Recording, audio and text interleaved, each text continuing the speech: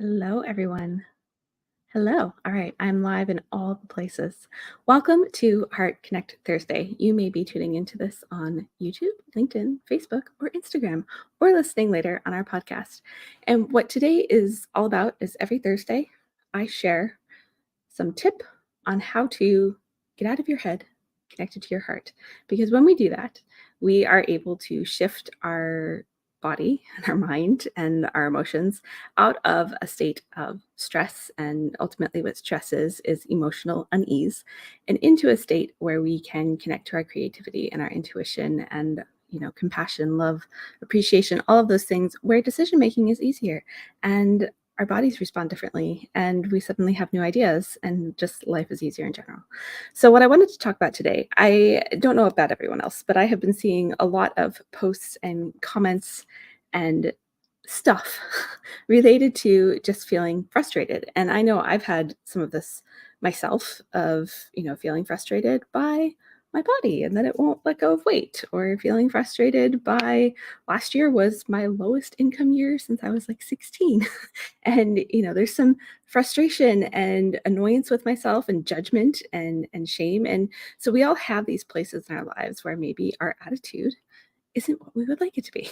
And so what I'm going to share with you today is a heart math practice called attitude breathing or attitude shifting. And I'm just going to read a little bit to you from one of the publications that they have out that actually anyone can access, but it's 12 heart math tools. And we're going to talk about attitude. So I'm going to read this and then we're going to do a little practice and then that'll be that. So this is your quick little reset for the week. So attitude. Probably most people have had or still have some old attitudes and perceptions they want to change for the better. These attitudes may include being judgmental, impatience, edginess with others, and being self-critical. The following technique can help you to replace undesirable attitudes with more positive and effective or renewing ones that prevent predictable stress accumulation. So this is all about getting out of our head and preventing that stress accumulation, because when we do that, things can be different. Our experience in life can be different, and it starts with how we're being. Ask your heart's intuition to alert you to all the old habits and patterns that don't support your well-being. So from here, step one.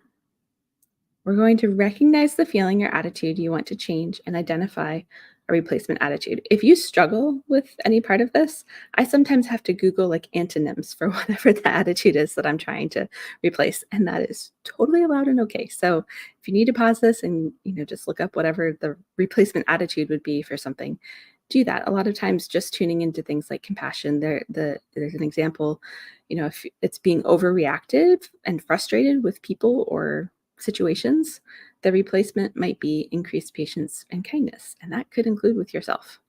So once you've identified that, focus your attention on the area of your heart. You can put your hand on it if you want to, and imagine your breath is actually flowing in and out of your heart or chest area, breathing a little more slowly and deeper than usual. Find an easy rhythm that's relaxing to you. This could be a count, or it could just be something that's more slower and deeper than how you normally breathe. And then as you continue heart-focused breathing, which is what that is, practice increasing the feeling of your new replacement attitude. So if you're replacing it with patience and kindness, just tap into a place where you can identify and actually feel that emotion.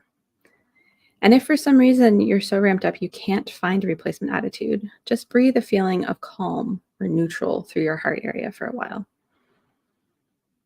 This often magnetizes feelings that lift our attitudes and perceptions and can be what helps us start to shift out of that attitude that's bringing us down.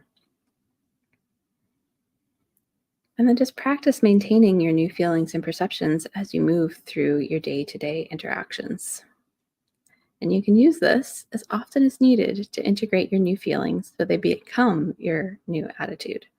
Also, when you're feeling uplifting feelings such as gratitude, kindness, or compassion, use attitude breathing to instate these feelings so they will return more often. And with a little practice, you will surprise yourself with your increased inspiration and heart power to change many unwanted feelings, emotions, and mindsets that reduce your energy, your resilience, and your ability to feel good. So you can practice that as many times a day as you want, when you want.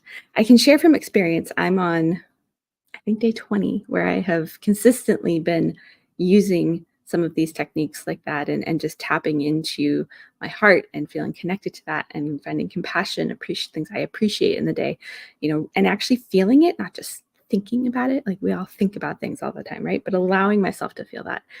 And I've noticed so much start to shift in how I make decisions and my energy through the day, in, getting new ideas and inspiration. One of them being this thing that I'm doing on like multiple platforms, and just making it accessible to everybody.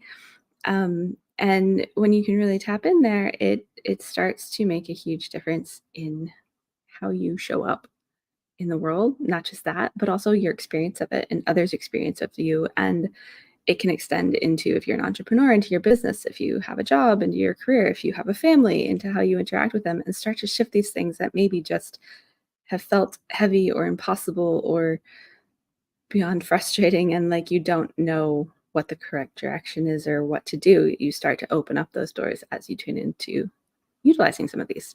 So I hope this serves you for today. I will be back next week with more tips. And I just want to extend an invitation, whether it's this one or something that I do later on. This is a lot of the work I do with people, and maybe your heart, this is like a heart calling thing, right? Not me trying to sell you something, but your heart is like, I really need some of this, and I need some guidance and support around how to really make some shifts in how I'm being, so that I can positively impact some aspect of my life that isn't going as well as I wanted to, or that I hold a lot of judgment and frustration around. And so the invitation is just to actually engage in more of a conversation with me. You can do that by messaging me on whatever platform you're seeing this on, or if you're on YouTube or on my podcast. The easiest is just to go to emergentwomencoaching.com, and there's actually an option to chat, and it'll email me directly, and then I'll get in touch with you. So I also want to just leave that open. I'm here, I'm going to show up, I'm going to deliver, I'm going to give you free stuff every week. And if that's all you need and that serves you, fabulous. I'm so happy. And if you have some calling that this is deeper work that would serve you in the world, then please, I'm here. Reach out to me. It doesn't mean we're going to end up working out together, working out. I need to work out today. Working together. It just means that we're going to explore this a little more deeply and help you get even more guidance on how to start to shift your relationship to stress, to yourself, to the world, and really see some incredible changes in your life in the next few months, year, whatever it is.